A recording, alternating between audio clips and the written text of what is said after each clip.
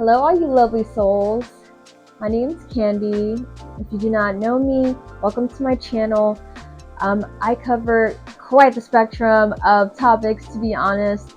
I focus on overall wellness, physical wellness, working out, mental wellness, and spiritual wellness. I do a lot of meditation, and as a growing wellness professional, I am expanding my expertise and my wellness skill sets. So hopefully you enjoy my videos as I go along on this journey and make more content. Aside from that, I am also a raver. I like to have a good time and party and get to know people in that kind of way, in that environment. And I've made some of the most beautiful connections that I'm grateful for. And with that note, this video is actually related to the party scene in raving. It's going to be about, drum roll please, drug harm reduction and safety. I know some people might be thinking, well, why are you making a video about drugs and harm reduction? I mean, wouldn't the safest thing be to just not do them? Well, yeah, that's not the point. Just like, you know, when people have sex and they say, okay, well, to not get pregnant or having STDs, don't you just not have sex? Right? So people are going to do things regardless of what others think. And the point of this video isn't to encourage in any way people to partake in any substances, but more so it's if you do those substances to not feel shame necessarily about it and to be as safe as you can if you do choose to do those things. This is all about pro-choice. What you do with your body is your choice, right? Just like if you decide to work out, or then you choose to work out. If someone chooses that they just want to snack on foods throughout the day, shouldn't they at least have the information to know what is the healthiest way to snack throughout the day, right? So this video is here to help inform and to help guide people who may partake in those substances. And once again, this video is not to encourage anyone to partake in anything. I'm not responsible for anyone doing anything whatsoever and related to illegal substances and whatnot. But this video is to help people not feel alone on any kind of part of their journey. And that's why I am a wellness professional. And I do believe in helping people in any kind of way, and holistically, mentally, spiritually. And so I hope that this video helps inform those of you out there who do those things, and those of you who do not, hopefully it helps you to be more informational and not be judgmental, but perhaps see your part to play as someone who could be a friend of someone like this, that maybe you could help them make sure that they're not just mindlessly partying and just doing any old thing and substance and you know, not being safe about it. So with acknowledging that everyone has the right to make their own decisions on what they want to do with their body, we are now going to clarify any misconceptions about drug harm reduction, and we're going to discuss ways to minimize the negative consequences associated with drug use. Okay, so now let's explore the fundamentals of harm reduction. Harm reduction is all about education, support, and making informed choices. So the goal is basically to create an environment where safety is prioritized, right?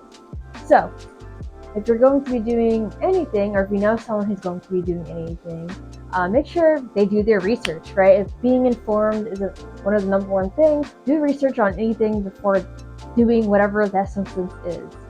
What that means is literally looking up the effects of what doing that substance is, what proper dosages are, not just taking any random thing that someone that you may meet at a rave may give you. Like, hey, you want this? Oh, sure. You know, it can seem like a nice thing, right? Someone's offering to give you something, but definitely you want to do your research and know how much you're taking of something, what is in it, before even deciding to do it, to really know what it looks like, if this smells a certain way. It's important to make those informed choices so that you can make sure you're physically as safe as you possibly can be. So on the fundamental principle of educating yourself on harm reduction, one thing to do is research on what drugs to 100% stay away from. One thing you definitely want to educate yourself on is cultivating an awareness over fentanyl. So fentanyl is the #1 leading cause of overdose. It's extremely crucial to be aware of the effects and dangers of fentanyl and what can happen if you ingest this substance. And so we can actually search this up on Google for technical purposes. Okay, so if we go on Google and look up the official definition there, it says that fentanyl is a powerful opioid drug used in the treatment of severe pain. The origin was in the 1960s. If you go scroll down here, it shows the chemical name, chemical makeup. And if you scroll down further, fentanyl was created in 1959, as I said before, 1960s, by Dr. Paul Janssen, used as an intravenous surgical analgesic, which has helped to relieve pain. The drug is 50 to 100 times more potent than morphine. And because of its strength, it was rarely used except in hospital operating rooms. Fentanyl is available in many forms. Pharmaceutical fentanyl is used for managing acute or chronic pain. In general, illicit use of fentanyl is very risky because it's extremely hard to measure the dosage. Fentanyl would sometimes be mixed with other drugs in order to increase potency and cut costs for those selling it. Powdered fentanyl looks just like many other drugs. It is commonly mixed with drugs like heroin, cocaine, and methamphetamine, and made into pills that are made to resemble other prescription opioids. Fentanyl-laced drugs are extremely dangerous, and many people may be unaware that their drugs are laced with fentanyl. And just as it says here, illicit drugs do not come with an ingredient list. Many contain deadly doses of fentanyl. So if you or anyone you know are partaking in substances, it's super important to know whether or not fentanyl would be in whatever you're taking because it's very potent and deadly. So with keeping that in mind, it's important to be aware that with taking any substance, there is always a risk that comes with it. So just make sure to educate yourself on the effects of what you or someone else may be taking. There are more factors listed on the Alcohol and Drug Foundation website, which I will link below in the description box. Some of the worst of the long-term effects include mood instability, reduced libido, constipation, menstrual problems, and respiratory impairment, which will actually end up in dependence on fentanyl, and then you'll end up having an addiction, which in that case, with an addiction, you would have a higher tolerance and you'll feel the need to be taking more, which eventually leads to an overdose. So as exactly stated here, if the dose is too high, you might overdose. So please, educate yourself from this list here so you can be aware of what symptoms to look out for of an overdose. You may be able to save someone's life, whether it's someone you know or a stranger at a party. Being aware of these symptoms makes a world of difference. Here's another list of signs of overdose from the CDC website, which I'll also link in the description box below.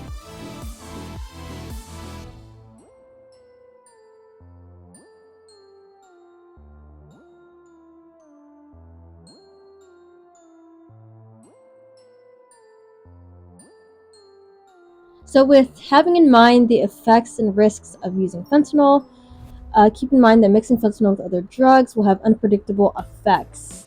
This leads to the increased risk of harm.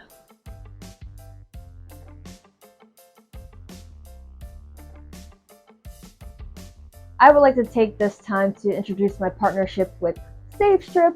They play a vital role in harm reduction by providing drug testing strips.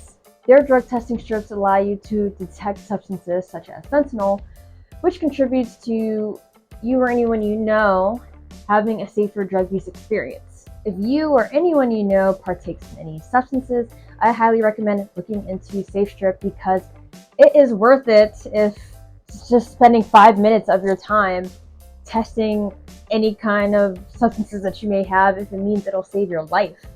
You can literally get the testing done in 2 simple steps. You'd start by adding a small sample of your substance into something as small as a bottle cap, and then adding water to that, mixing for 30 seconds. Then step 2, you would insert the test strip into the solution for as long as the instructions say to. It should be about 15 seconds. And then after that, you lay the test strip on flat surface for about 3 to 5 minutes maximum, and then you should have your results. For those of you who follow me on Instagram or TikTok, you probably saw my cute little harm reduction reel that I made. But if you haven't yet, I suggest you go check it out.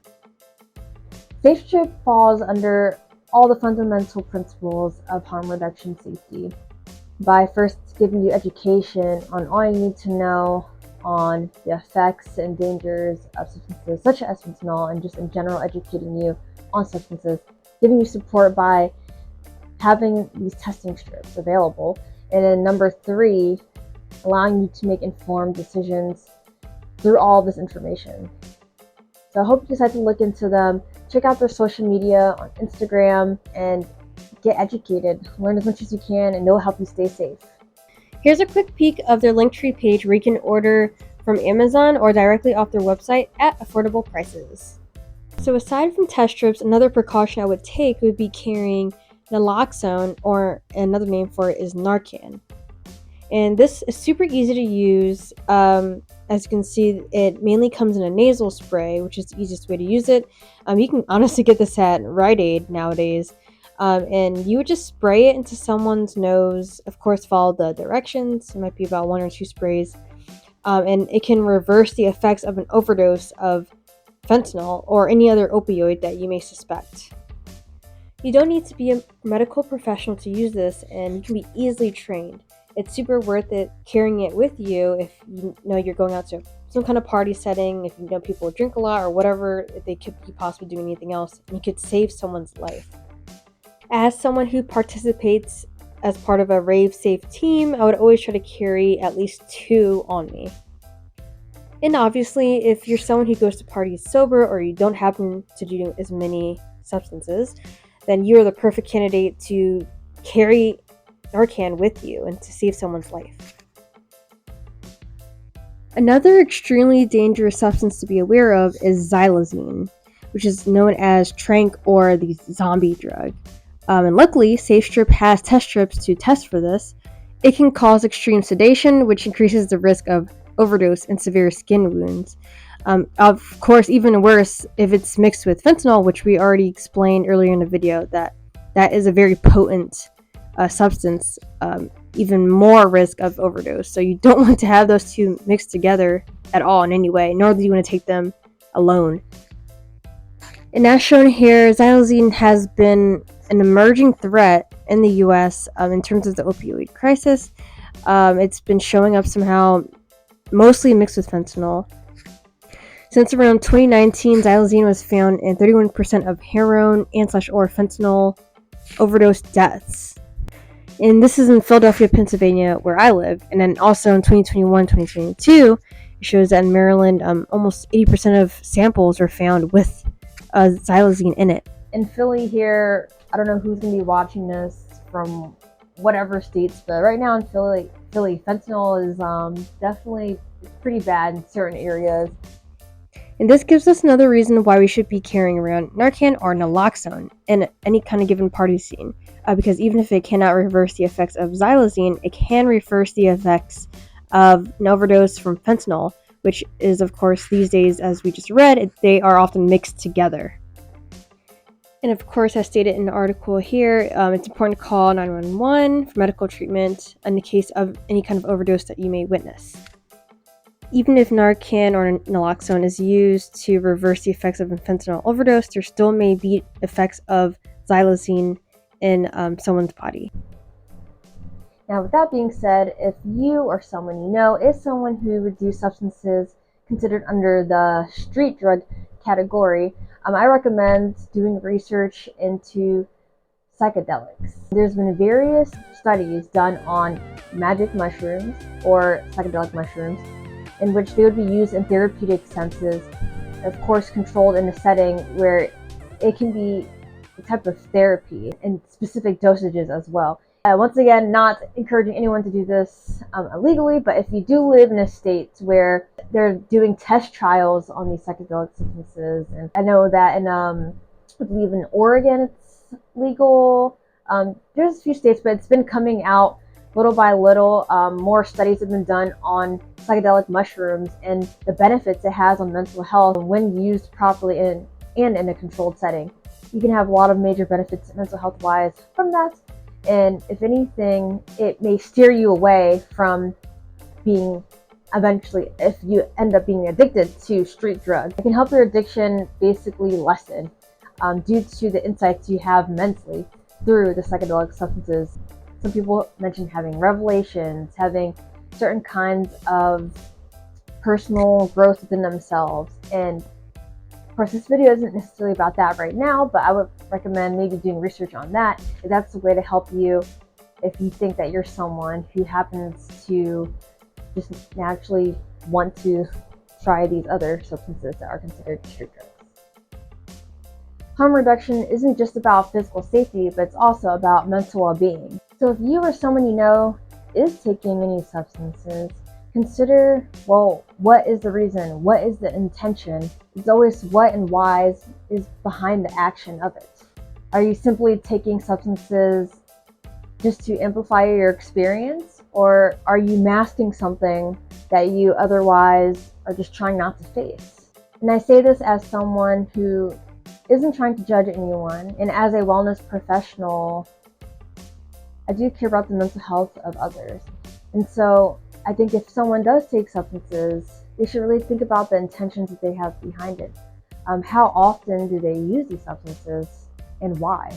Maybe it really is just to have fun and to amplify your experience even further. Maybe you feel like you could still have fun even without it. But if you're someone who thinks that you have a hard time going into party or social situations without these substances, then you may need to seek professional help or help yourself in some kind of way where you see yourself empowered without it. As a wellness professional myself, I highly encourage working out as a physical outlet, meditation to dive deep into yourself spiritually. There's a lot of ways, and we can further discuss those as well in the comments. Or you can feel free to message me as well if you have any questions. Breathwork is also very helpful in terms of cleansing your energy and letting any energy out, having a creative outlet, doing art, creating something. There's many ways to be coping with something that maybe otherwise you could be masking away. So if you are someone that's just occasionally just choosing to partake because you just want to and you like to amplify your experience a little bit sometimes, or maybe you just like to challenge yourself and see who you are as a different sense of yourself in the settings, and I don't know, somehow you take that experience to your daily life. As long as you're safe and you're not harming other people, then there's no judgment here on this end. But if you're someone who knows that you struggle with mental health conditions, then you most likely should try seeing a therapist, try talking to someone, talk to your closest friend to see how you can get support other than just relying on substances. Seeking support is so essential.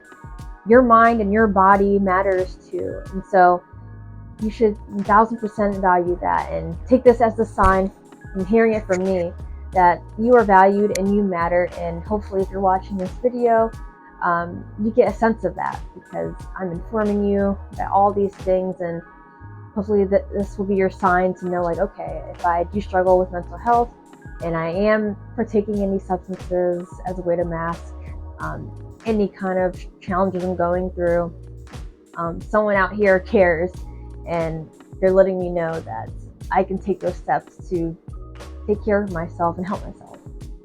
And so going over the third principle of making informed decisions, one way you can make an informed decision on safer drug use would be, number one, knowing your limits.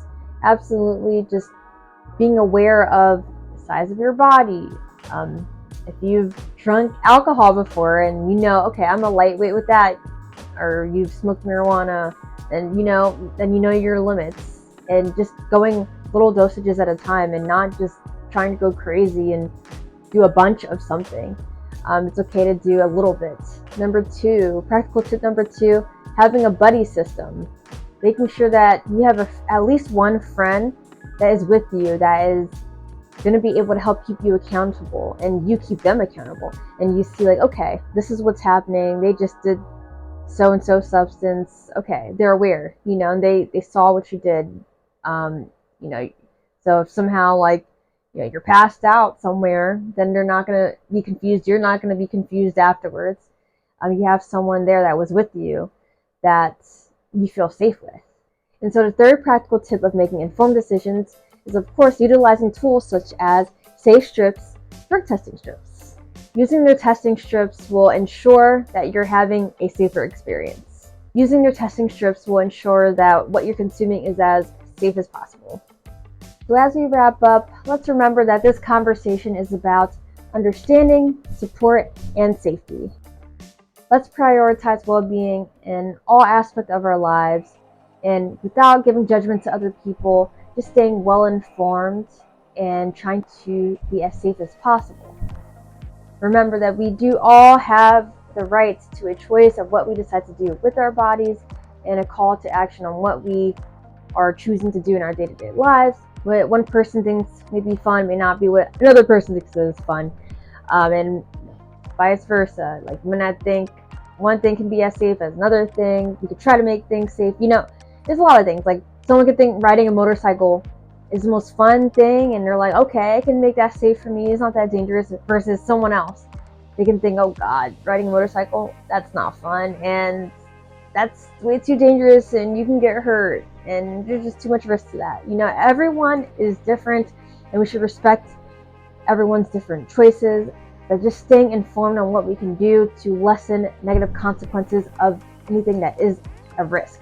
So if you found this information valuable, please like, share, and subscribe to my channel for more content in the near future. I love making wellness content of all kinds. I love to help support other people. It means the world to me to be able to have a platform like this where I can do that. And so I look forward to growing more with you all. Once again, if there's any resources or support you may need with mental health, feel free to message me and reach out. I have a lot of ideas, and I would love to help figure them out with you, and you can cater to what your desired needs and wants are, what your values are, and even what your interests are. Aside from that, you can feel free to check out the link to either I'll put below my link tree or my website, and you can take a look at what kind of services I offer. I do personal training, both online and in person. I also do meditation services as well. You can have a meditation session with me and get your Zen on. In general, feel free to share your thoughts in the comments. I would love to engage with you. Let's definitely continue this important conversation on harm reduction. And if you feel comfortable and vulnerable enough to, feel free to share your experience if there was a situation where you would help someone, or you wish there was a situation where you stepped up more. No one's perfect, and we're always trying to navigate our lives to the best that we can. And now you have information on what to look out for and what you can do going forward. We're all on different journeys in our lives, so it's important to be kinder to ourselves and show ourselves more grace. I think I realize a lot of people end up being harder on themselves than they need to be, and it's important to just sort of be a little more gentle with yourself. Aside from that, thank you so much for tuning in. I hope you learned some things. I hope you check out SafeStrip. They really do have a lot of information, and I love what they're doing and what they're providing for people to keep them safe. It's important to stay safe, everyone. Please take care. Love you all. One love. Bye.